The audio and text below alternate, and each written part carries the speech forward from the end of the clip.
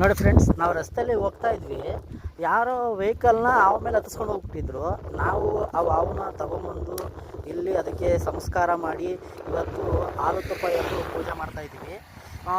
ಈ ಪೂಜೆ ಮಾಡೋ ಉದ್ದೇಶ ಏನಪ್ಪ ಅಂತ ಹೇಳಿದ್ರೆ, ನಮಗೆ ನಮಗೆ ಎಲ್ಲ ಹೇಳ್ತಿರ್ತಾರೆ, ನಿಮಗೆ ನಾಗದೋಷ ಇದೆ, ಅದಕ್ಕೆ ನಿಮಗೆ ಆ ಕೆಲಸ ಆಗ್ತಾಯಿಲ್ಲ, ಈ ಕೆಲಸ ಆಗ್ತಾಯಿಲ್ಲ ಅಂತ ಹೇಳ್ತಾ ಇರ್ತಾರೆ.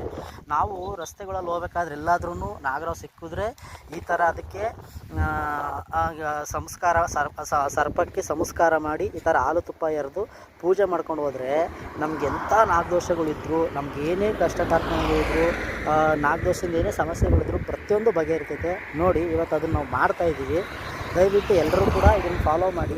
ಎಲ್ಲರೂ ರಸ್ತೆಯಲ್ಲಿ ಹೋಗ್ಬೇಕಾದ್ರೆ ಹಾವುಗಳು ಬಿದ್ದಿರ್ತವೆ, ನಾಗರಾವುಗಳು ವೆಹಿಕಲ್ ಹತ್ತಿಸ್ಕೊಂಡು ಹೋಗುವ ಏನೂ ಆಗ ಬಿದ್ದಿರ್ತವೆ. ಅವನ್ನ ಹಂಗೆ ನೋಡಿ ಹಂಗೆ ಹೋಗಕ್ಕೆ ಹೋಗಬೇಡಿ.